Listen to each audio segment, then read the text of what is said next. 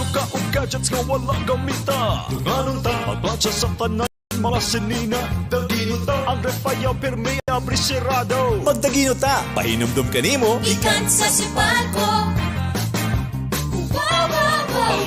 Suka o gadgets nga wala gamita. Tunganon ta, magbansya sa tanan mga sinina. Dagino ta, atong power supply kulang kaayo. Magkahiusa, pahinumdum kanimo. Ikan sa sipalko. Sa panahon nga gamay ra supply sa kuryente ug mahal ang pagpalit niini. Magkahiusa. Dagino ta. Tryconsipalco.com for more. Pahinumdum kanimo. Ikan sa sipalko.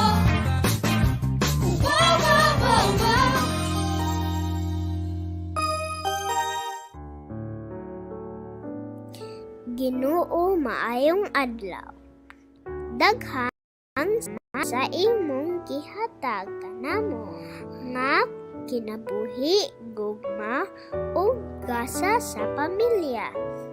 Nag-ampo kami kanimo nga bisan aning mga pagsulay kay imo mi nga hatagan og kasing-kasing nga mahilom aron kami mutuo magpaabot og mulaom sa gugma mo nga hilabihan kalaw.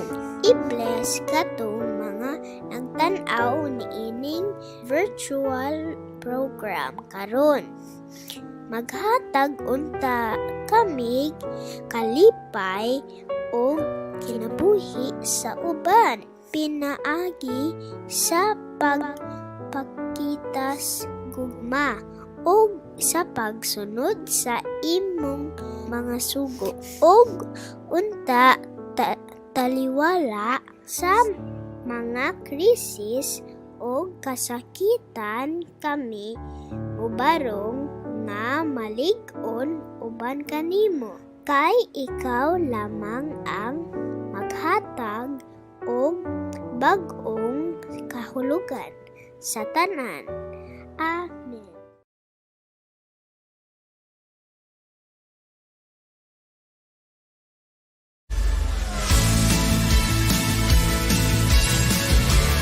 Providing high-quality products at an affordable price. Atomy's competitive edge lies in the nature of distribution itself. Atomy strives for providing absolute quality products at an absolute price. These are the values that Atomy has practiced from its beginning. In all of Atomy's products, including health foods, beauty cares, living, food and beverage, fashion, and household appliances, filled with the philosophy of absolute quality and absolute price. Mayong adlaw sa tanan, I am Jimmy Makababat, a center head sa atong Atomy Education Center diri sa Cagayan de Oro. Ako kamong gidasig nga mogamit sa atong Atomy products. So ang atong Atomy products, mao ni siya ang atong usually ginagamit kada adlaw sa atong panimalan. So why not ang atong mga brand sa atong ginagamit kada adlaw i-change nato og Atomy product? Because later on, the more nga magpalit kita og Atomy nga product, so the more nga naatay mga points nga makakuha, ug later on mahimo po nato ni siyang makakuha ta og mga ginagmay nga mga commission or income ani nga mga produkto.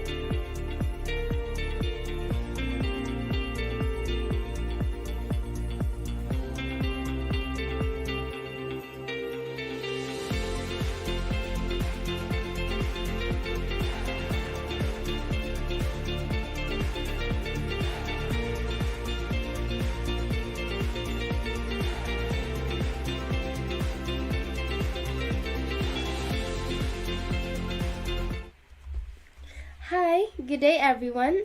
I am teacher Lina and welcome to our class. Today we will have a new topic which I know you will enjoy learning.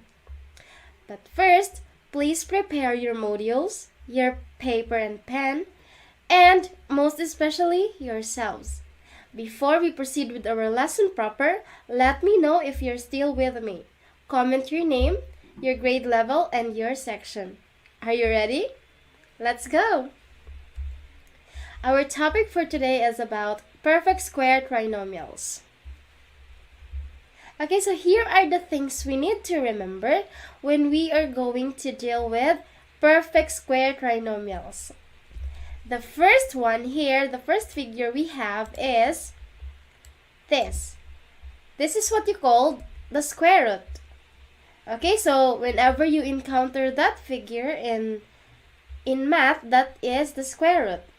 And this one here is the exponent, which can be read as square or power of 2. And these three here are the mathematical expressions. So the first one here is the monomial, which consists of only one term. And then we have binomial, which consists of 2 terms. And then we have the last, which is trinomial, which contains 3 terms. Okay, so these are the 3 things we need to remember about perfect square trinomials. Okay, so we guessed the topic. I bet you have guessed the topic already.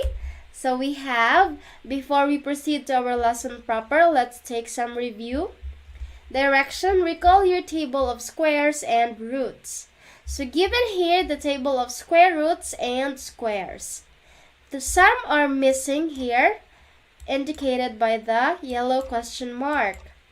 Okay, so if the square root is 1, then the square is 1.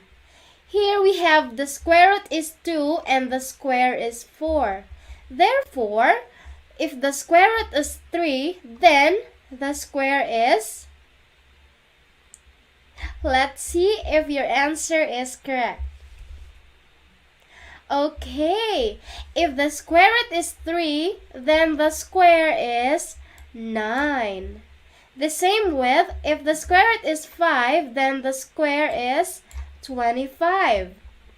If the square is 36, then the square root is 6. Okay, the same goes. They're just vice versa. So we have here, how did we arrive with these answers? Simple. If the square root is 7, then the square is 49 simply because 7 times 7 is 49. We have here 8 times 8 is 64. And then 9 times 9, that is 81. So you just have to multiply the number by itself to obtain its square. Okay, so we have here an example which includes the square roots of variables and the squares of variables. So we have the square root is n, then the square is n squared. And then if the square root is n squared, then the square is n raised to the power of 4. Okay, so how about here? We have a missing variable or element. What could be the answer? Okay, you are right. We have n to the power of 4 and the square is n raised to the power of 8. If we have the square root n raised to the power of 3, then the square is n raised to the power of 6. So how did we arrive with that answer? Okay, so to square the exponent of the variable, just multiply the exponent by 2. And then on the other hand, to find the root of the exponent of the variable, just divide the exponent by 2. Okay, so let us proceed. What is our topic again? It is the perfect square trinomial. So what is perfect square trinomial? A perfect square trinomial is a polynomial with 3 terms that has squared first and last terms. Its middle term is twice the product of the square root of the first and last terms. Okay, so in order for us to figure out or to picture out what is the perfect square trinomial, let me show you the formula of it. Okay, so the first is a squared plus 2ab plus b squared. That is equals to a plus b times the quantity of a plus b, or the quantity of a plus b raised to the power of 2. So have you noticed they are all positive and just repeated? Okay, so next we have a squared minus 2ab plus b squared is equals to the quantity of a minus b times the quantity of a minus b, or the quantity of a minus b raised to the power of 2. Okay, now to further understand what is the perfect square trinomial, let us apply it to a real problem. Okay, example. We have 16x squared plus 16x plus 4. We are going to factor this expression. So we have here given a table, the steps and solution. So first is step 1. We have to identify the given problem. So it is 16x squared plus 16x plus 4. And then for step 2, we are going to identify the first and last terms. So we have the first term is 16x to the power of 2, and the last term is 4. And then for letter C, or the step 3, we write the first and last terms in squared form. Okay, so the first term is 16x raised to the power of 2, which is, if rewritten, the squared form is the quantity of 4x raised to the power of 2. Why is it like this? Because we have the 16 is a perfect square, so the square root of 16 is 4. So we have that one, 4 squared. And then x squared is a perfect square too, so we have x squared. So in order to simplify this form, we group 4x and then raise them together by 2. So that will be equal to 16x squared. And then the squared form of 4, that is 2 squared. Okay, for the step 4, get the square roots of the first and last terms. Okay, so for the first term, the square root of the quantity of 4x raised to the power of 2 is 4x. Why is it 4x? It's because this one here means they are 2 4x. Okay, so we have 4x times 4x. Okay, so that's the meaning of the quantity of 4x raised to the power of 2. Therefore, it is 4x. Okay, and then for the last term, you are going to get the square root of 2 squared. Note that this one is read as the square root of 2 squared. Okay, for step 5, solve the middle term by finding the product of twice the root of first term and last term. Okay, so twice the root of the first and last term. How are we going to do that? Okay, so it goes like this. You have this twice, which is 2. And then the root of the first term, this one, you have 4x. And then the last term, so we have 2. Therefore, we have the middle term, 16x. Okay, so have you noticed that 16x is the same in the second term of the given trinomial? For step 6, list down the square roots. Copy the symbol of the second term of the trinomial to separate the terms of your factors. Okay, so we are going to list down the square roots. Okay, so the first term we have, okay, so the first term, the square root of the first term is 4x, and then the last term is 2. So we are going to copy the symbol of the second term. So the second term is positive 16, so we are going to copy positive. So we have 4x plus 2. That would be the quantity of 4x plus 2 raised to the power of 2, which is factoring by perfect square trinomials. Okay, so is this the final form? Let us see if this is the final form. Okay, so here's another way to solve the problem 16x squared plus 16x plus 4. Okay, so the first is get the first and last factors or terms.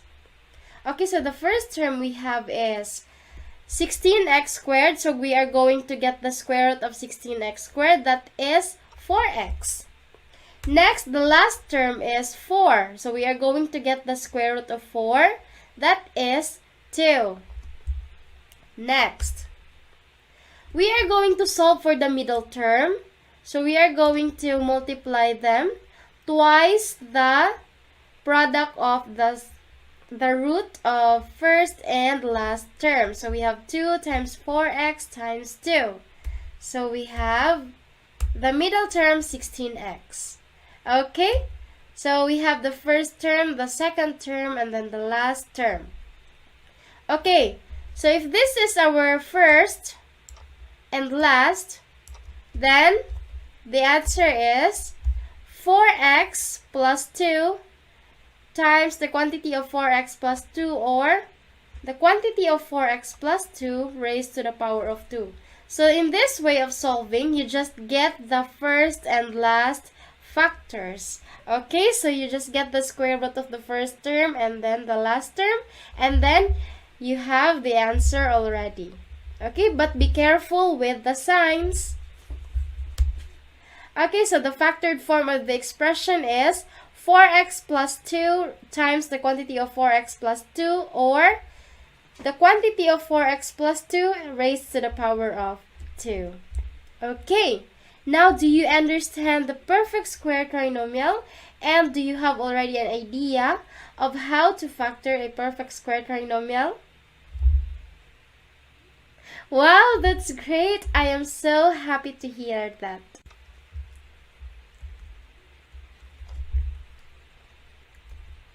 Okay, so to apply our learnings in perfect square trinomials, let's do some practice. Okay, so given here the two problems, factor x squared plus 14x plus 49 and 16x squared minus 8xy plus y squared. So you can choose any of the steps in solving the perfect square trinomials. I will give you 30 seconds to answer that one, and then I will show you the answer.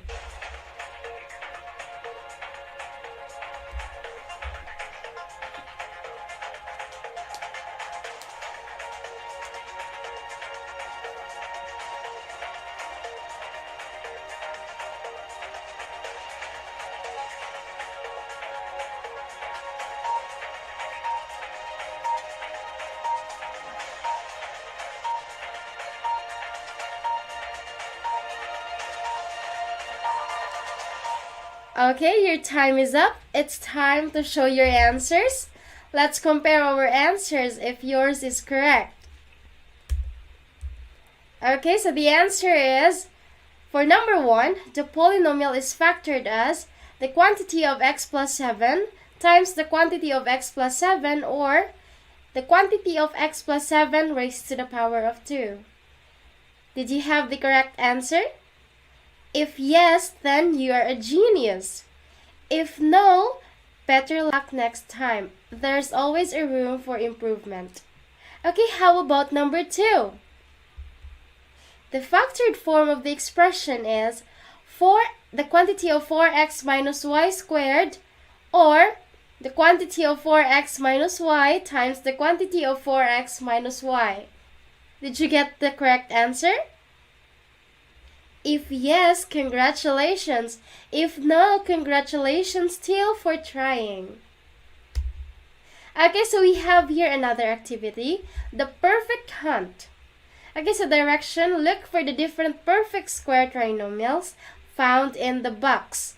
Answers might be written diagonally, horizontally, or vertically. The highlighted one is done for you.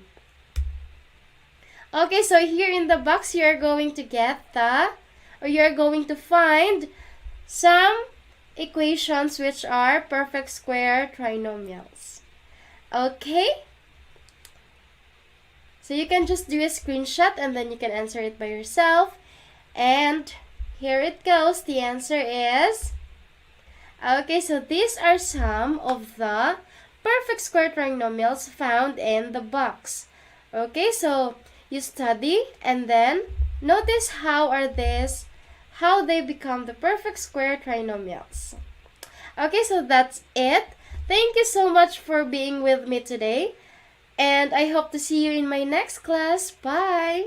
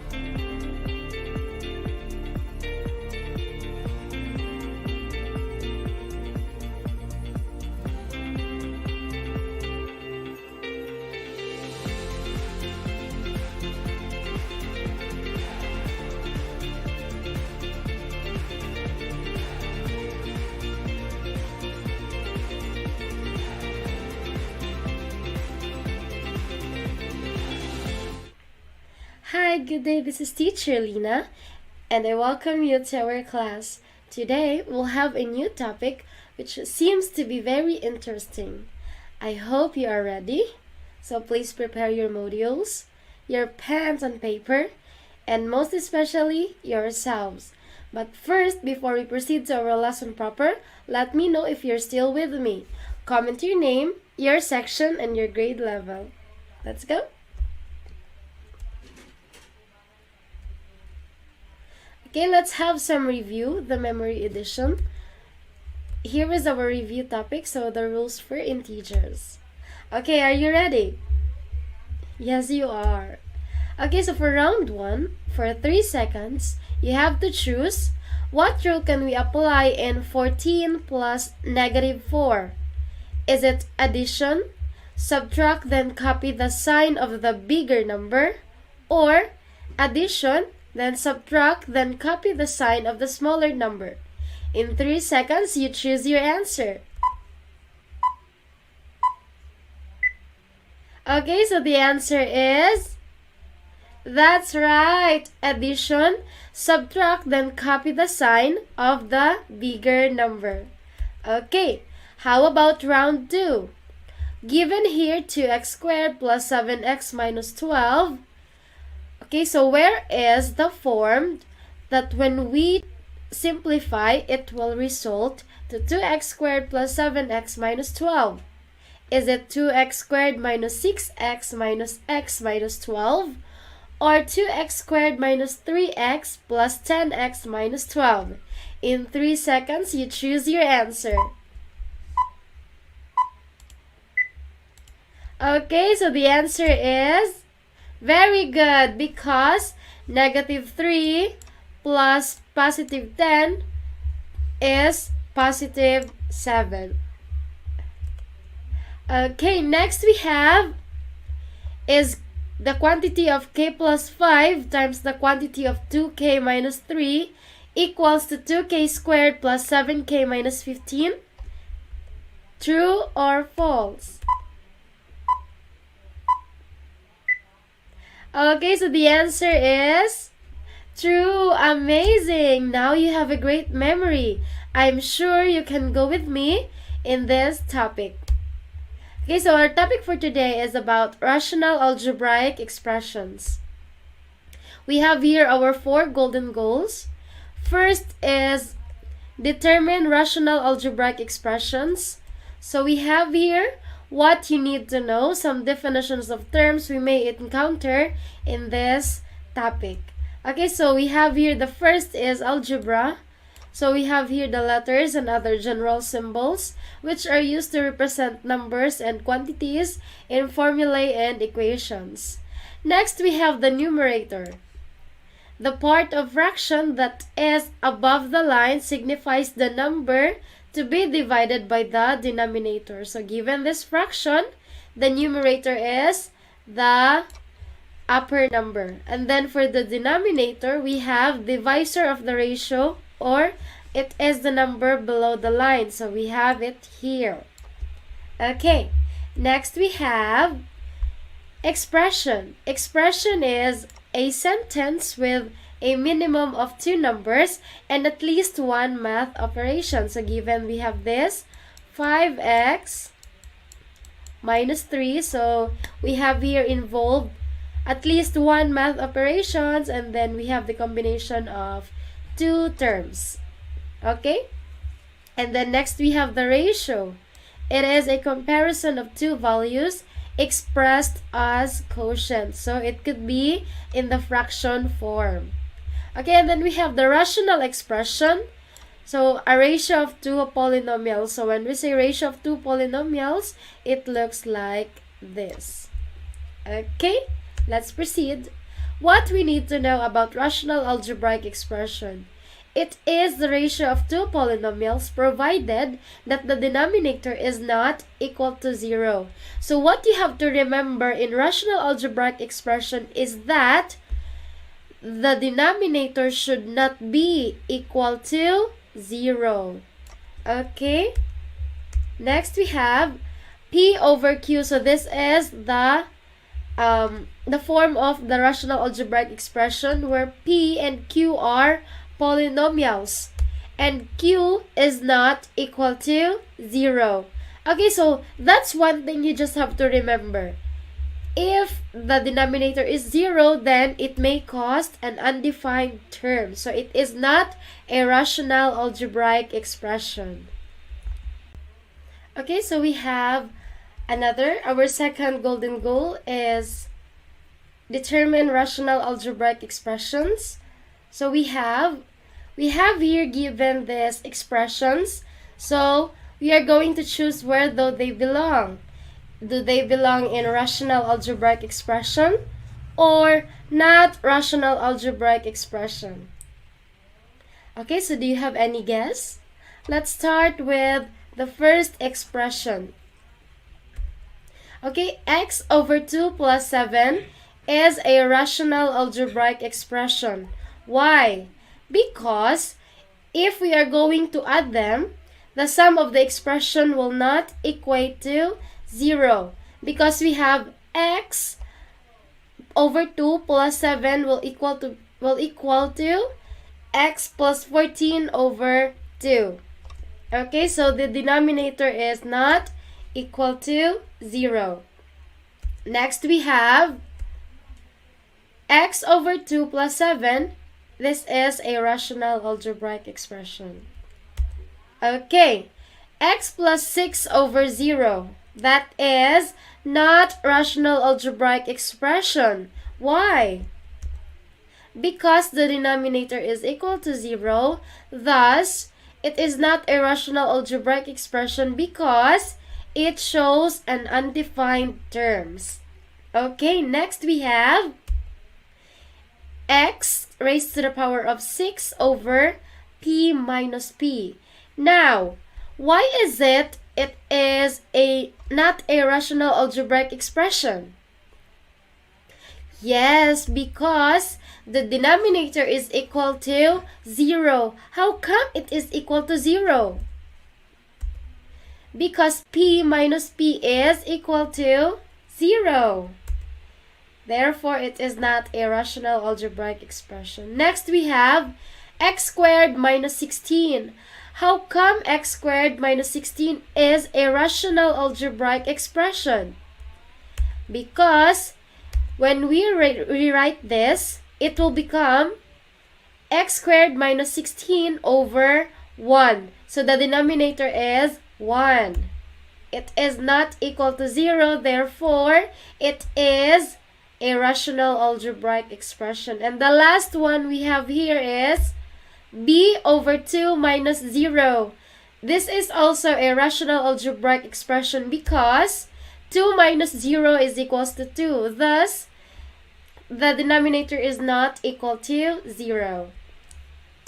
Okay, so why is it that if the denominator is equal to 0, the expression is not rational algebraic expression? It is because the denominator 0 will make the expression undefined or meaningless. Let's say for an example, you are in a team and you're playing a mobile game. So you have to aim to win. You have to have effort, strategy, and your team should have the effort and strategy. But what if one of your teammates don't have this effort and strategy? What will happen?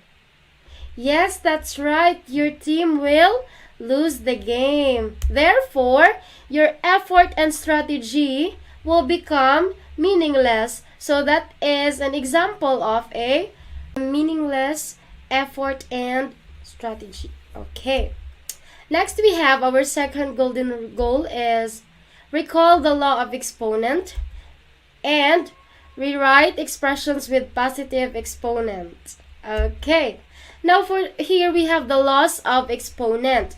The first one we have here is product of powers. So we have x raised to the power of a times x raised to the power of b. That is equals to x raised to the power of a plus b. So when we say product of powers, you are going to add their exponents if they have the same base. Very good. Next, power of a power. So if you have this one, x raised to the power of b of a raised to the power of b, so you are going to multiply the two exponents. That is power of a power. So we have this quantity, and then the exponent here on the inside will be multiplied to the other exponent on the outside. Okay, so next we have power of a product. So we have these two elements here, x and y, raised to the power of a. Since they are both enclosed in a parenthesis, therefore you are going to have their exponent. So we have x raised to the power of a and then y raised to the power of a. So they both have exponents. Okay. Next we have product of quotient. Okay, so this is division. Now if we have this one, x raised to the power of a over x raised to the power of b, that is if a is greater than b. Okay, so we have here a is greater than b, so you are going to subtract them. So a minus b. And then we have here x raised to the power of a over x raised to the power of b. This is where 1 over x raised to the power of a minus b. Okay, so what happened here? Why are they not the same? It is because in this case, a here is smaller than b. Therefore, if you are going to subtract a minus b, the answer will be negative. So they will have a negative exponent. That's why we are going to write it this way. 1 over x raised to the power of a minus b. Okay? Next we have the zero exponent. So in zero exponent, any real number x raised to 0 is equal to 1. Okay, so if you have x raised to the power of 0, that will always be equal to 1. It should not be x raised to the power of 0 is 0. No, that should be equal to 1. And we have the last, the negative exponent, so they are connected. We have x raised to the power of negative a, that will be 1 over x raised to the power of a. Okay, so have you noticed that the negative here becomes positive when it is put on the denominator. Okay, so also, if we have the inverse, 1 over x raised to the power of negative a, so kung nasa ubos ang negative exponent, ato po siyang ibali. So, mahimo siyang x raised to the power of a over 1 or x raised to the power of a. Okay, so we have that, the loss of exponent. Okay, so we have here an example for the loss of exponent. Number 1 here is 9m raised to the power of 0. What could be the answer? Alright, we have 9. Why is it 9? It's because m raised to the power of 0 is, yes, it is equal to 1. So we have 9 times 1. It is equals to 9. Okay. Next we have b raised to the power of negative 7. Okay, so b raised to the power of negative 7. That is a negative exponent. So what are we going to do? This will be 1 over b raised to the power of 7. So you just have to inverse this one. So mahimo siyang fraction, mabutang siya sa denominator. Next we have L raised to the power of 3, P raised to the power of negative 2, S raised to the power of 5. So what would be the answer? Okay, so notice here that L raised to the power of 3 has a positive exponent and S raised to the power of 5 has a positive exponent. The only element here with negative exponent is P. So what you're going to do is L raised to the power of 3 and S raised to the power of 5 will remain in the numerator, and P raised to the power of negative 2 will be in the denominator. So it goes like this. You have L raised to the power of 3, S raised to the power of 5 over P raised to the power of 2. Now do you get it? That's right. That's good. Okay, so now we have our last goal is to write verbal phrase to mathematical expression. Okay, now we have here, you are going to write the number. Given the verbal phrase, write the mathematical expressions. Okay, so the first verbal phrase we have is a number v added to the ratio of 2 and 5. What could be the mathematical expression? Okay, it is v plus 2 over 5. Amazing. Okay, so number 2, the ratio of c and 4 less than the square of d.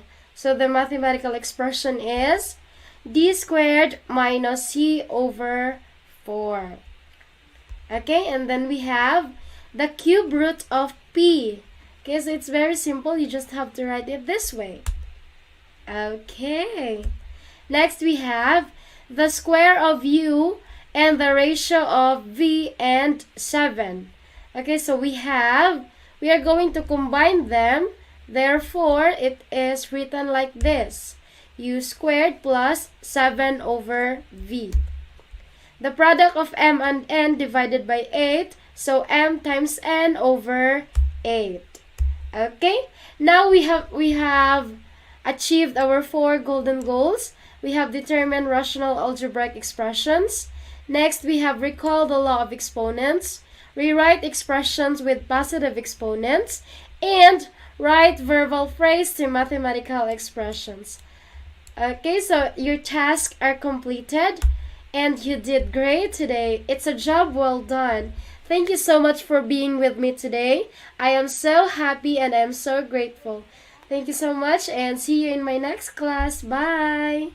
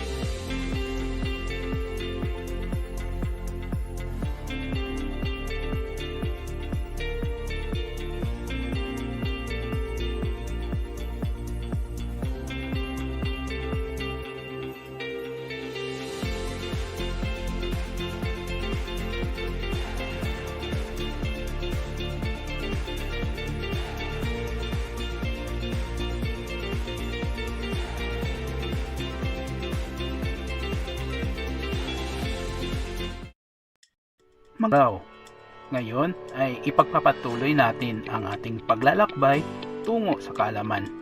Ako ay si Ginoong Antonio Labo Jr., ang inyong guro sa Filipino 9. Tara't simulan na natin ang ating paglalayag.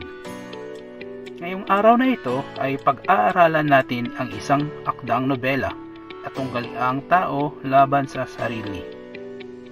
Ito ang kasanayang pampagkatuto na kinakailangan nating makamit ngayong araw na ito. Nakasusulat ng ilang pangyayari sa akda na nagpapakita ng tao laban sa sarili. Alam kong makakamit natin ito kung kayo ay aktibong makikinig sa ating aralin. Ngunit bago yan, balikan muna natin kung ano ang kahulugan ng nobela sa pamamagitan ng pagpupuno ng mga salita sa pahayag. Ano nga ba ang nobela? Ang nobela ay tama, akdang pampanitikan na naglalaman ng mahabang kwento na nahati sa mga kabanata. Ulitin nga natin. Ang nobela ay akdang pampanitikan na naglalaman ng mahabang kwento na nahahati sa mga kabanata. Ang kathang ito ay karaniwang nabibilang sa kategoryang fiksyon sa makatuwid. Ito ay karaniwang kathang isip lamang ng manunulat. Naglalaman ito ng dalawa o higit pang mga tauhan, maraming pangyayari, at may kaganapan sa iba't ibang tagpuan. At ang akdang pag-aaralan natin ngayon ay isang halimbawa ng nobela. Ang 1,001 Gabi, 1001 Nights, isinalin sa Filipino ni Julieta U. Rivera mula sa Saudi Arabia. At upang masimulan na natin ang pagtalakay sa nilalaman ng akdang nobela, alamin muna natin ang mga di pamilyar na mga salita na ginamit sa akda. Maglalaro muna tayo ng scrambled letter, gawing better. Mula sa nagkabuhol-buhol na mga letra, ay bububuin natin ang salitang tinutukoy ng mga larawang aking ipapakita. Simulan na natin. Ano kaya ito? Tama, Quran. Ang Quran ay ang banal na aklat ng mga Muslim. Ayon sa doktrinang Islam, ang Quran ay naglalaman ng mga paghahayag na ginawa ng Diyos kay Propetang Muhammad sa pamamagitan ng anghel na si Gabriel. Ito naman, ano kaya ito? Tama, kamelyo. Ito ay ungulado at kubang hayop na magkakapantay ang mga kuko na kabilang sa saring kamelos. Katutubo ang mga ito sa mga tuyong disyerto ng kanlurang Asya, ng gitna at silangang Asya. Sa hanay na pangkasirian ng mga camel, tinatawag na kamelyo ang mga lalaki. Samantalang kamelya naman ang mga babae. Sunod naman, ano naman kaya ito? Tama, turban. Ito ay isang kasuotan sa ulo na madalas sinusuot ng mga kalalakihan sa Middle East. Ito naman. Tama, abaya. Ito ay kasuotan ng mga babaeng Muslim. Dahil alam na natin ang mga salitang ginamit sa akda, handa na tayong simulan ang ating paglalakbay sa Middle East. Pakikinggan na natin ngayon ang synopsis ng nobelang 1,001 Gabi na isinalin sa Filipino ni Julieta U. Rivera.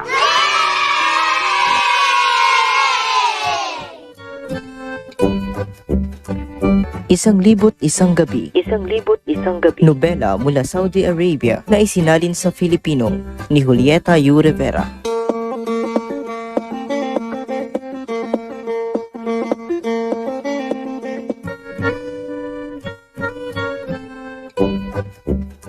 Isang babaeng mangangalakal ang nakipag-isang dibdib sa isang lalaking mahilig maglakbay sa buong mundo. Malimit siyang iniiwan ng matagal ng kanyang asawa. Dahil sa katagalan ng di pag-uwi ng lalaki, nakadama siya ng kalungkutan at pagkabagot. Umibig siya sa isang lalaking mas bata sa kanya.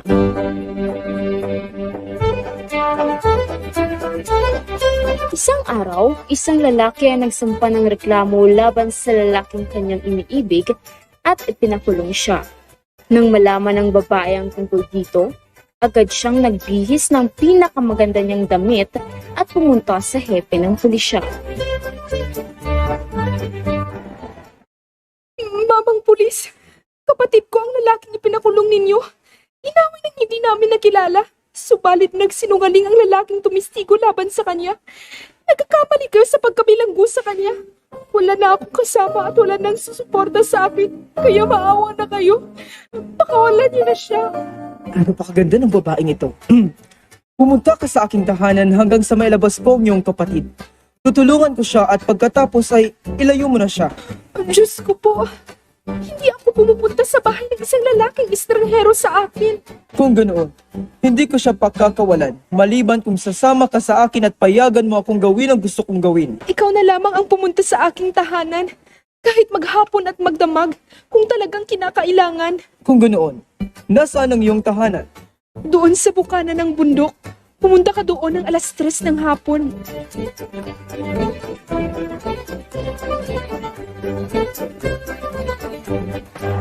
Sandali.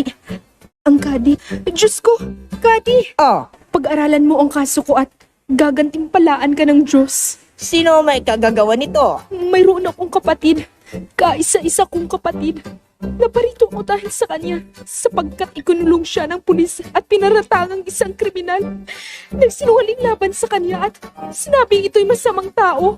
Kaya nagkikiusap ako. Tulungan niyo siya. Pumunta ka sa aking tahanan para makasama ko at sasabihin ko sa pulis na palayain ang iyong kapatid. Kapag nalaman ko kung magkano ang kabayaran para sa kanyang kalayaan, babayaran ko ng sarili kong pera upang ako'y mapaligaya mo, sapagkat napakamalambing ang iyong tinig. Iyon ay kung magiging mabait ka sa akin. Kung hindi ka papayag, makakaalis ka na at huwag mo akong sisisihin. Kung talagang iyan ang gusto mo, mas maganda at pribado sa aking tahanan kaysa sa inyo na maraming katulong ang mangiistorbo sa atin. Saka isa pa, hindi naman ako masamang babae, subalit kailangan ko lang itong gawin. Kung ganoon, nasaan ang iyong tahanan? Doon sa bukana ng bundok. Pumunta ka doon ng alas 3 ng hapon.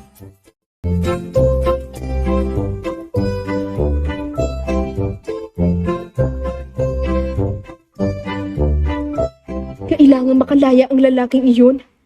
Ang vizier.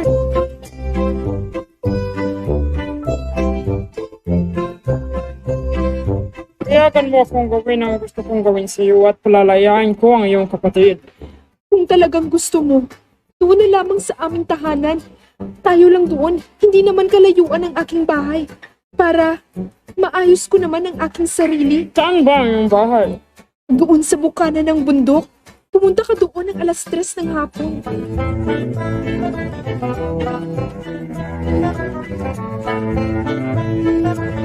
Maging ang mahal na hari ay hindi nakaligtas sa panghihingi niya ng tulong upang mapakawala ng kanyang sinasabing kapatid. Sino ang nagpakulong sa kanya? Ang hepe ng pulisya. Sadyang napakalungkot naman ang iyong sinapit, Binibini. Kung ganoon, dumito ka muna sa aking palasyo at samahan mo ako upang matulungan kong palayain ang iyong kapatid. O mahal na hari, madali lang para sa inyo ang lahat. Wala akong magagawa kapag iyon ang iyong ginusto. Subalit, maraking karangalan kung pupunta ka sa aking tahanan. Kung yan ang iyong gusto, nasaan ba ang iyong tahanan? Doon sa bukana ng bundok. Pumunta ka doon ng alas 3 ng hapon.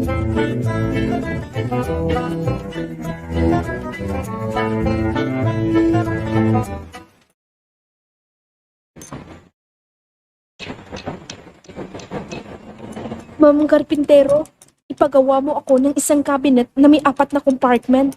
Magkakapatong, may pinto ang bawat isa at masasaraduhan. Malaman ko lang kung magkano at mababayaran ko. 4 na dinaryo ang halaga nito, subalit hindi ko na ito pababayaran kung papayagan mo ako sa aking kahilingan. Kung kinakailangan, papayag ako. Subalit, gawin mo ng 5 ang compartment ng cabinet na ipinapagawa ko sa iyo. Mabuti.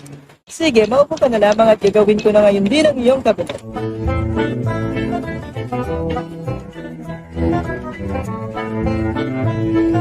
Dumating ang araw na kanyang pinakahihintay. Naganda siya ng makakain, karne, inumin, prutas at mga bulaklak at pabango. Isinuot niya ang kanyang pinakamahal na damit. Naglagay ng karpet at naghintay sa kahit sino ang maunang dumating.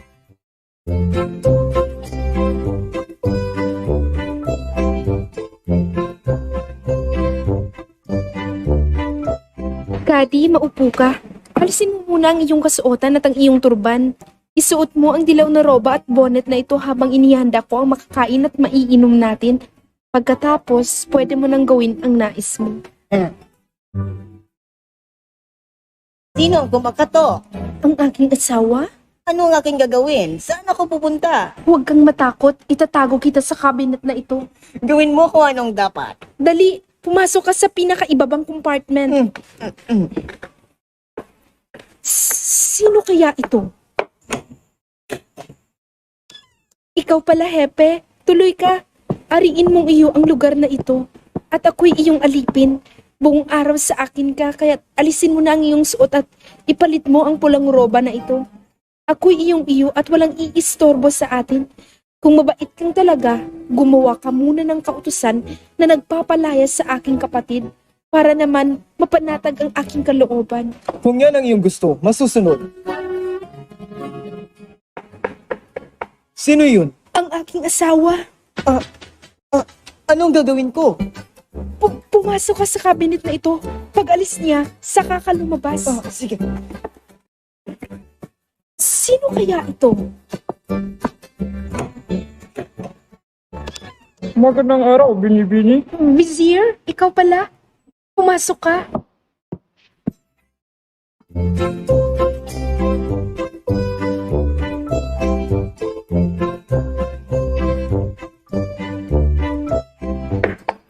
Sino ang kumakatok? Ang aking asawa. Ano akong gagawin? Dali, pumasok ka sa cabinet sa ikatlong compartment. Sino kaya ito? Mahal na hari, tuloy kayo. Palitin mo muna ang inyong damit. Kahit ano ang iyong kahilingan. Alisin mo ang iyong roba at turban. May minsan akong ipapakiusap sa inyo. Sino ang kumakatok? Ang aking asawa.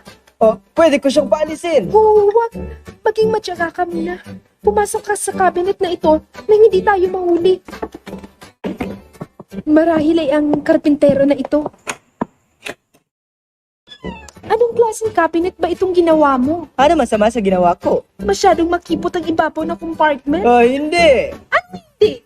Subukin mo ngang pumasok at hindi ka kakasya riyan?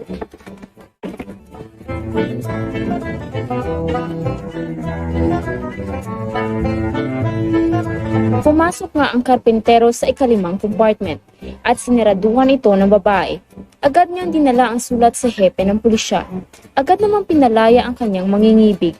Hindi nila malaman ang gagawin sapagkat hindi na sila makapananatili sa kanilang syudad. Napagpasyahan nilang magpakalayo-layo at lumipat. Gumayak sila at tumakas sa kayang isang kamel.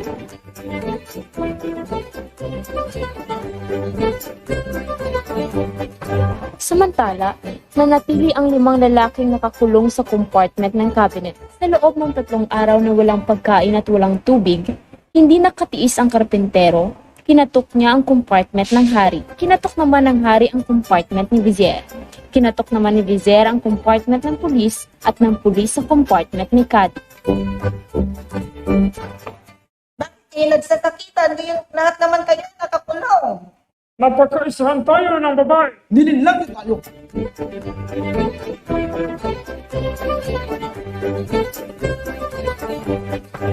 Nagtataka ang kanilang mga kapitbahay sapagkat may ingay ay wala naman silang makitang tao sa loob. Kaya't napagpasyahan nilang wasakin ang pinto at pasukin ang bahay.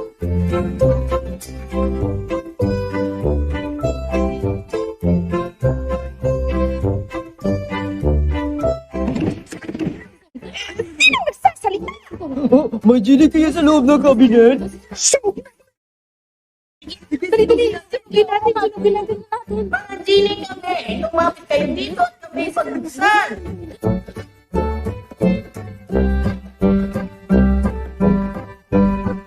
Lumapit sila sa kabinet at nagsimulang magsalaysay ang mga nakakulong. Tinanong nila kung sinong may kagagawa ng lahat ng ito. Ikinwento nila lahat-lahat ng nangyari. Nang makita nila ang kanilang mga itsura at pananamit, nagtawanan na lamang sila. Lumabas sila ng bahay na tinatakpan ang kanilang mga mukha upang di makilala at makaiwas sa tsismis ng mga kapitbahay.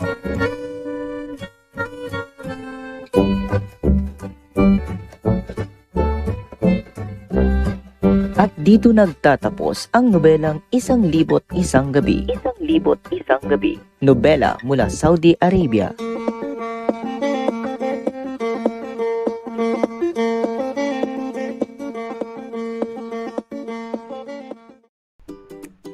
Ngayon, talakayin na natin ang nilalaman ng akda.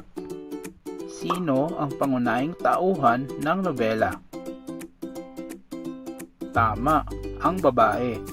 At siya rin ang nagkaroon ng tunggaliang laban sa kanyang sarili sa nobela sapagkat gumawa siya ng mga desisyon umamak sa kanyang moralidad. Aling bahagi ng akda ang di kaaya-ayang tularan? Bakit? Ito ang pag-abuso sa kapangyarihan ng mga nasa katungkulan. Ginamit ng pulis, vizier, hari, kadi ang kanilang kapangyarihan para sa kanilang pansariling interes. Ginamit nilang sitwasyon ng babae upang makuha nila ang kanilang kagustuhan. Anong mga positibong katangian ang ginawa o ipinakita ng babae sa nobela?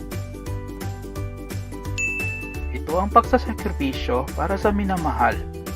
Sa nobela, naghanap talaga ng paraan ng babae para mapalaya ang kanyang minamahal, kahit na maaari siyang malagay sa alanganin at mapahamak ang kanyang buhay.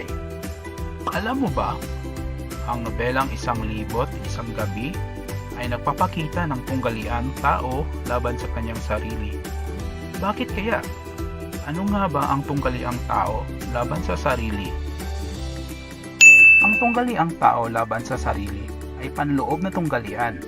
Ang suliranin nito ay may kinalaman sa moralidad at paniniwala. Karaniwang suliranin ng tauhan kung ano ang pipiling aksyon o kilos, kung tama ba o mali, kung ito ba ay mabuti o masama. Maaari din namang itong tumukoy sa pagsupil ng sariling damdamin.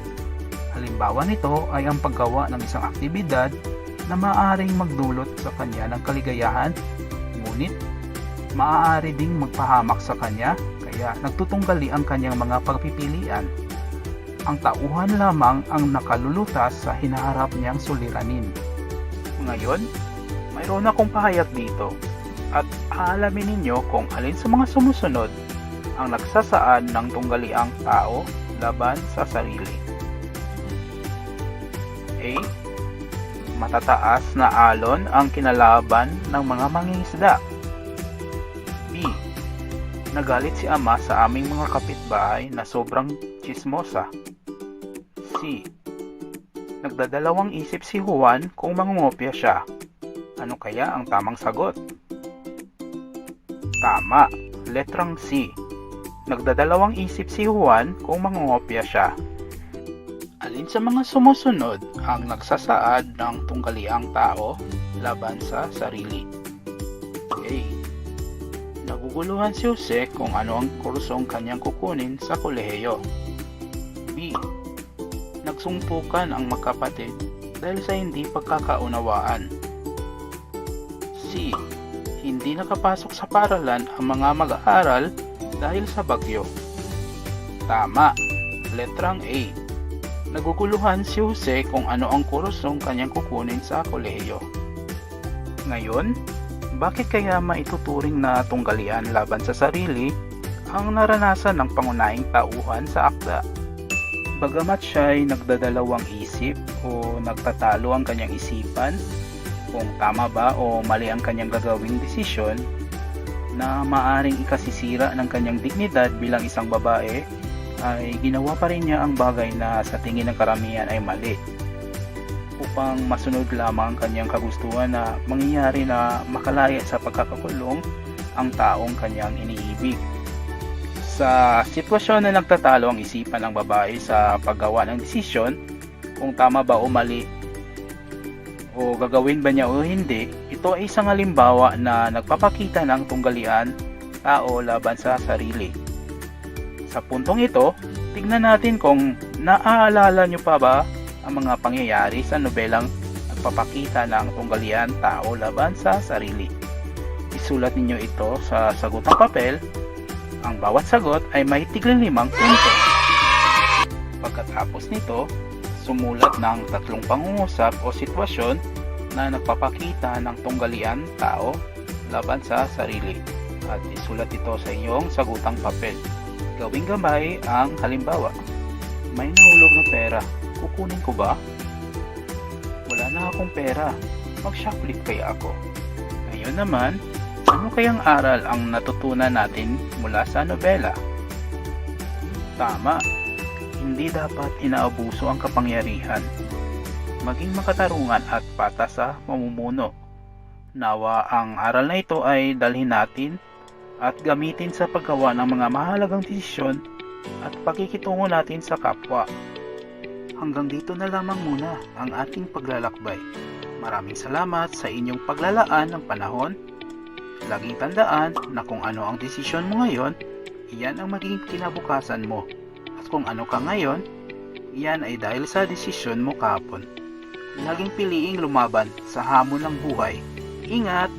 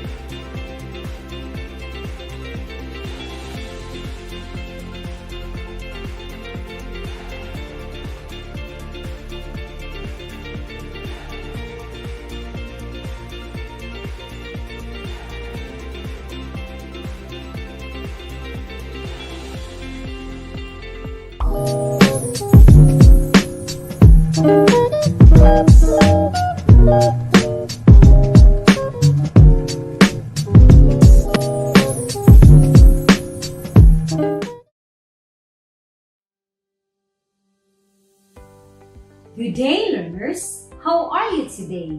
I hope and pray that all of you are in good health. This is Teacher Jen, your partner in learning.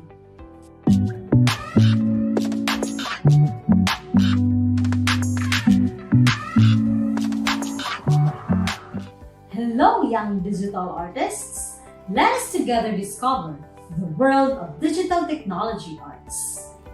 The 21st century technology-based art. First, you have to know the highlights of this content by answering the pre-tests. Are you ready? Let's have fun! Number 1. It is known as a computer-generated and/or manipulated form of art. A. Computer art. B. Digital art. C. Technology-based art. Or D. Visual art.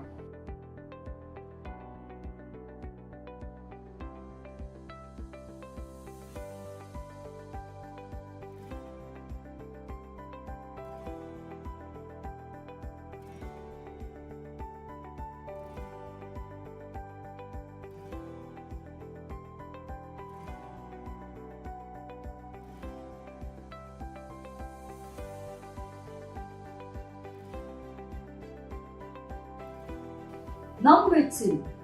The following are some of the basic elements of technology-based arts, except 1. A. Balance. B. Dimension. C. Harmony. Or D. Proportion.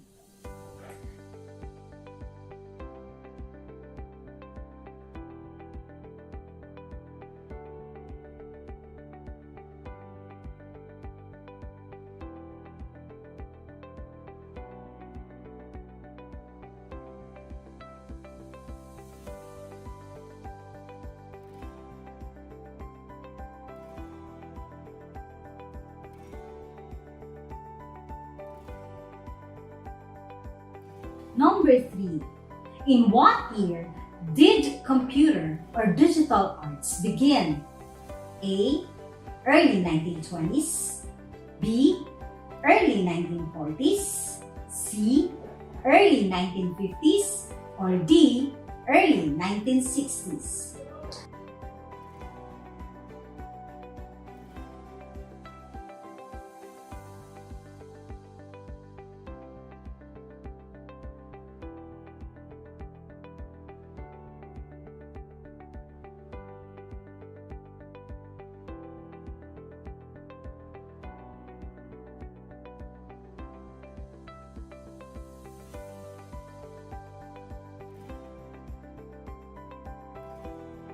Number 4. The following media can be considered computer or digital arts except 1. A. Computer-generated images. B. Digital photography. C. Mobile phone. Or D. Paintbrush.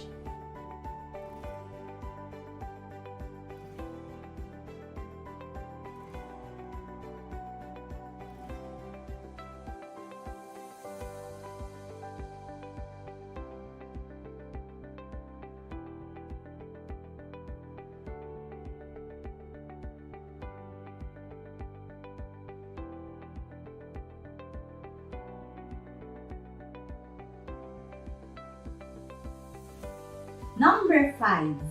It is the kind of art that make use of electronic and mechanical devices rather than the artist's own hand. A. Computer or digital art. B. Computer graphics. Or C. Technology.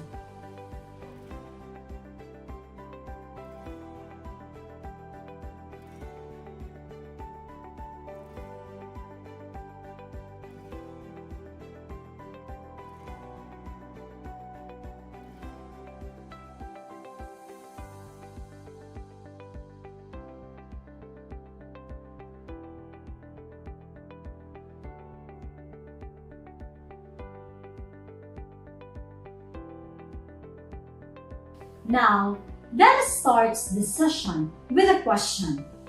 What do you know about computer or digital arts?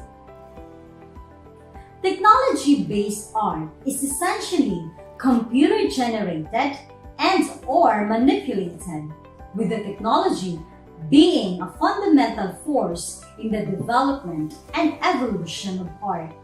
They are interlinked to each other. Computer arts or digital arts first came on the scene in the early 1960s. Understandably, this was due to the technology that was constantly developing. Thus, the early experimenters were not necessarily artists, but engineers and scientists who had an access to and experience with the hardware needed. There were questions as to whether it was, in fact, true art since it's made of electronic and mechanical devices rather than the artist's own hand to produce the images and effects. Within a few years, however, there was general acceptance of digital arts as an exciting and thought-provoking form of modern art. Today, people are more involved in taking pictures like selfie, group fee, formal or informal editing pictures and uploading in different social media platforms. In fact, people are generating income in a very creative presentations of their arts through digital ways. Digital arts describe technological arts with fluid boundaries, offering many possible interpretations of the terminology, such as we now prefer the terms digital art and new media, which can be used interchangeably with some nuances. In other words, While some works rely on digital tools to magnify an already existing medium, others use as digital technology as an intrinsic and indissociable component in the making of the artifact. Now let us discover some more. Today's computer artists employ the ever-expanding powers of image manipulation programs and applications to create an amazing artwork which can appear in an entire range of media, whether as a physical output or a virtual experience. Computer or digital arts make use of electronic and mechanical devices rather than the artist's own hand to produce the desired images and effects. Thus, these are definitely technology-based art forms. In recent decades, personal gadgets such as laptops, tablets, and Android phones have incorporated the artistic capabilities of the large-scale computers. So, it is now possible for anyone to be a digital artist. Mobile phone art.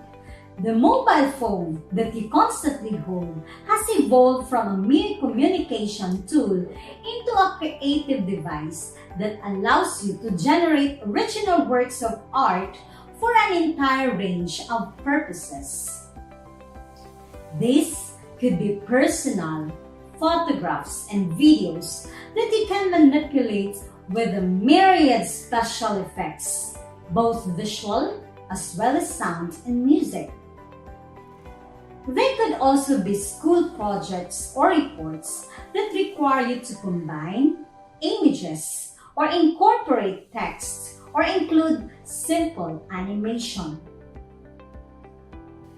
And the wonder of it all is that you can do all this right on your own mobile devices, particularly the new generation models such as the Android tablets, phones, and combinations of both called phablets.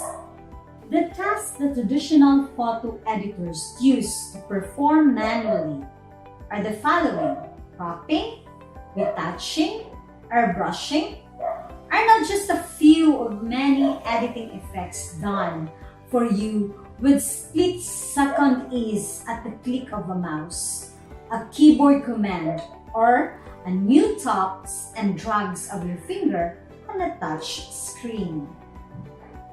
You are probably already familiar with the following image and manipulation programs and applications that run on today's Android devices.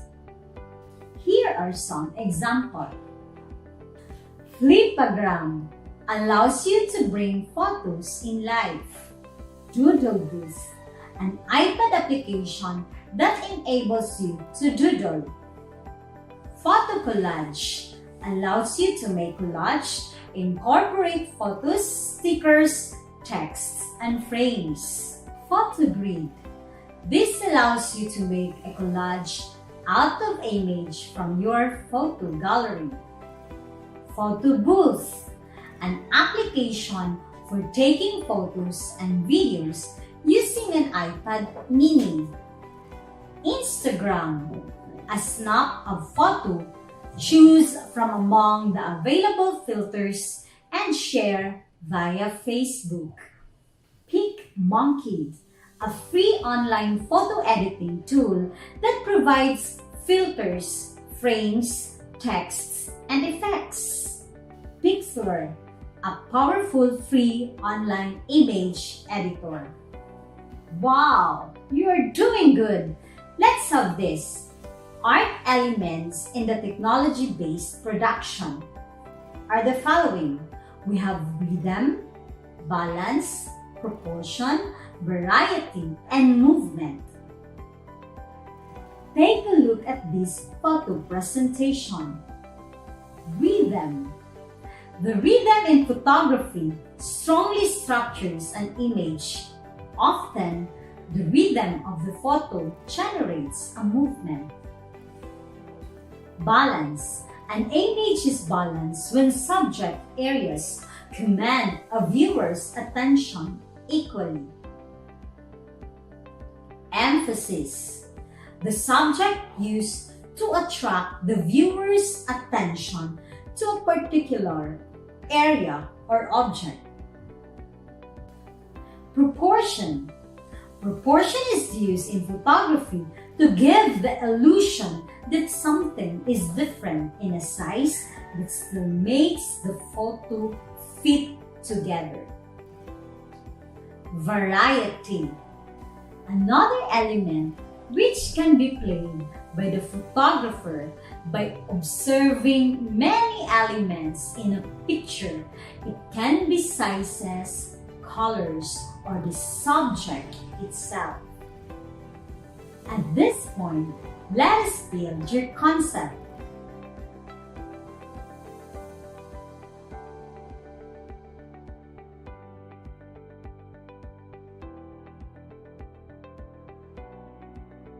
Great job! For your performance tasks, with the use of any Android or smartphones, take a picture of anything related to nature, people, or any subject as you wish.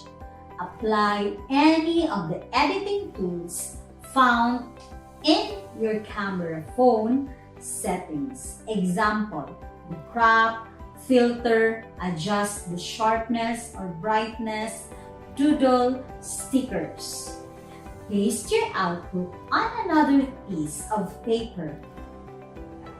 Using any of the application installed in your available devices, experiment with the different effects and features to modify your saved images or illustrations. Make a presentation of your pictures and apply background music. Share your output to your teacher through the Google Drive.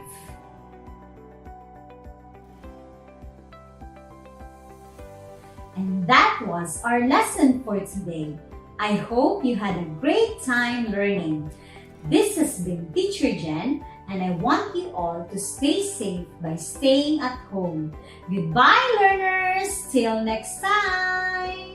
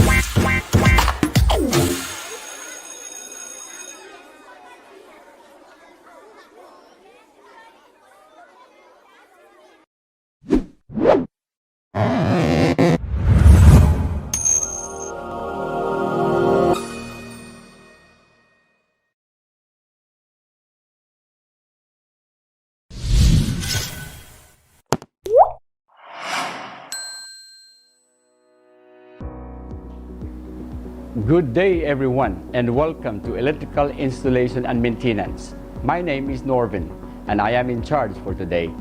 Today, I'm going to share with you the topics all about how to install GCFI, or known as Ground Full Circuit Interrupter.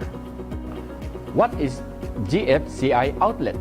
GFCI outlet prevents serious electric shock and reduce the risk of electrical fire by monitoring electrical current, cutting with power or tripping. When the outlets detect an imbalance or exists current flow down an unattended path.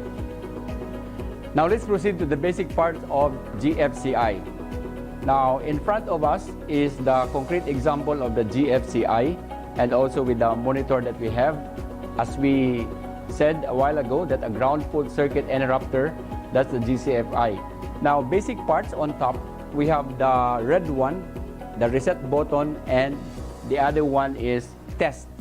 So these are the buttons in which we are going to reset, test if there are troubles or interruptions in a said circuit. Okay? So before we proceed, I want you to introduce to you the basic parts of the circuits that we have. Now, a circuit is not complete without the ground.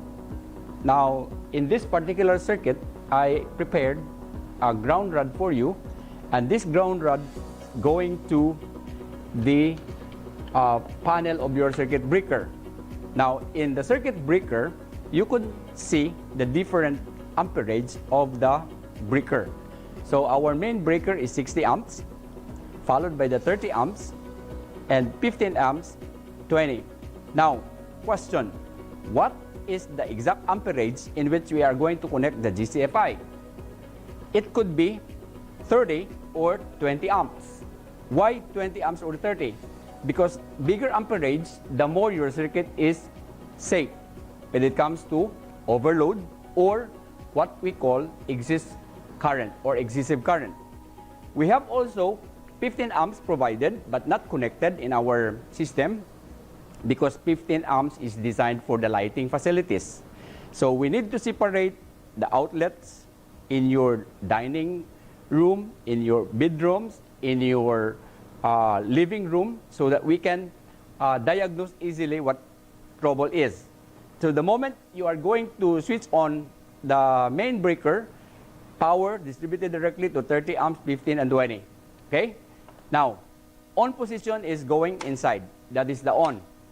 So I'm holding the ground on here. So let's continue 15 amps with the lighting as I've said a while ago. We have the 30 amps for the GCFI. We have the ordinary outlet with the prong. This is designed for the laptop charging. And this is the ordinary in which what we call the surface type convenience outlet. This type of outlet don't have the grounding system. But let's find out if this ordinary still protected by the GCFI. And also the old outlet in which still provided. Going back to the ground, I will show to you that this ground system in the standard connection, this is going to the meter base. So your meter base is, it should be electrical metallic tubing. Why? Because the EMT is a good conductor. So from meter base, going to the service entrance, and the ground is being attached, going to the panel. So if you are going to check, provided 3 wires, the green one, this is the green one, number 12, the black and the white, all goes to the circuit GCFI. Okay?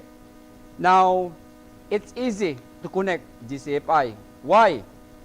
It's because you are going to locate first the line. If your system is line to ground, I'm talking with Morisco. Morisco, only one hot wire. The other one is neutral. Do not interchange white from black. Whereas in Sipalco, we have to line ground. 2 wires are coming together to complete line 1 and line 2. It should be black. You can see the marking there. So hot. Our hot wire, it must be black. Our neutral in Sipalco is the white. To test the short circuit in a certain installation or circuit, we need to use the VOM or voltometer. So again, you are going to set to R times 10. We're going to check the continuity. Now, if the breakers are not yet on, we are going to switch on the breaker. Since we are using 30 amps and the 60 amps, but I switch on the other two breakers at the bottom. Place the black test probes in the upper part, and the other one is here. So in that way, you can check if the needle deflects going to the right. Do not switch on your circuit. That is very dangerous. The moment you're going to plug to the source, it will really explode. Now, not only that, double check if the male plug going inside is shorted or not. So again, if the needle deflects to the right, it means that it has a connection in which line 1 and line 2 touch each other.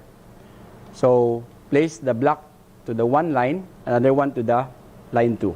So you will notice that the needle of the tester did not move. Okay. Now, let us energize. Energize.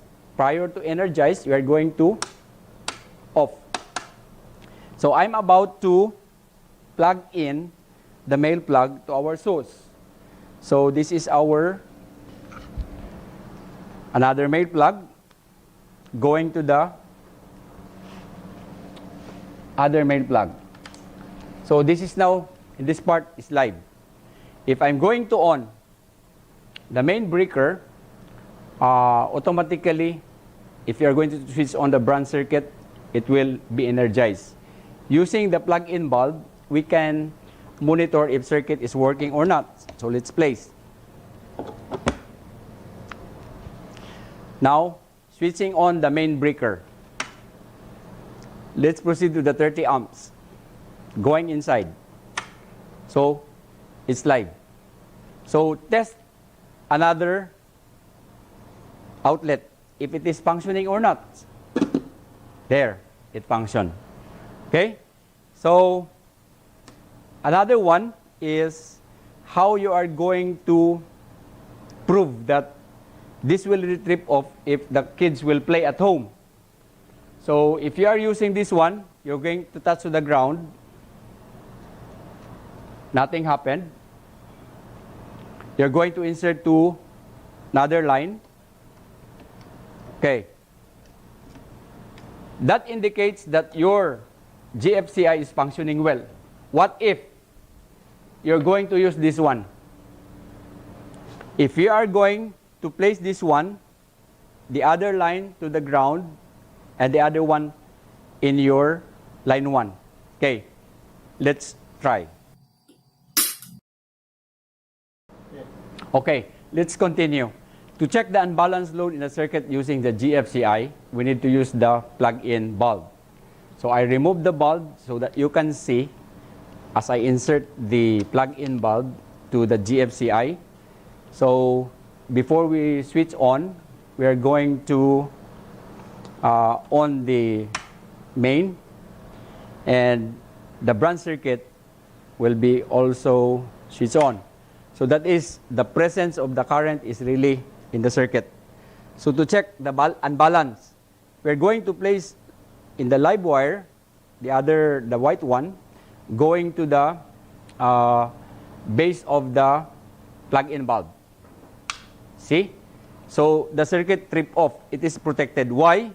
Because this line does not pass through the exact path.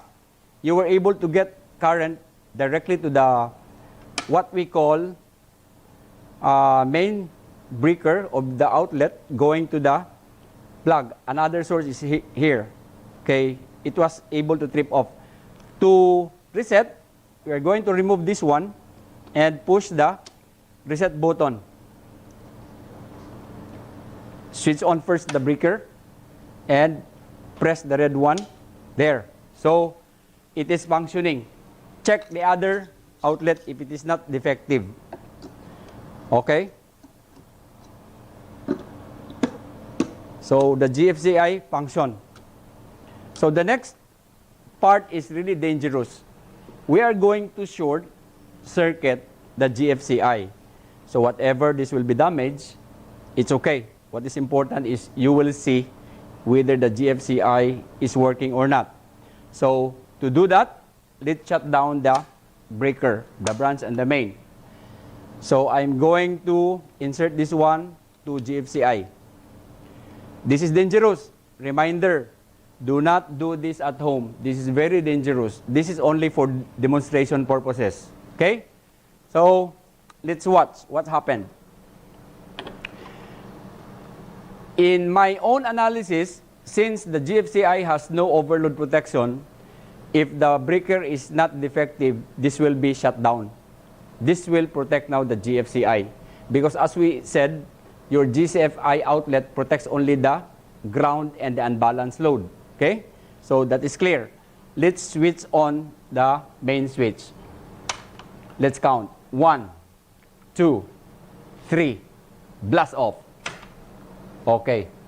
So you cannot switch on the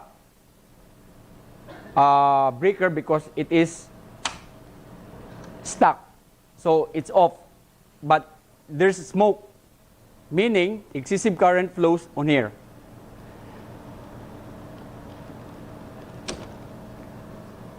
So the good thing is you only use the smaller number of wire. If you are going to use bigger size of wire, I'm sure that it will be what we call melted. So it was cut. Now, let us check again if the GFCI will function or not.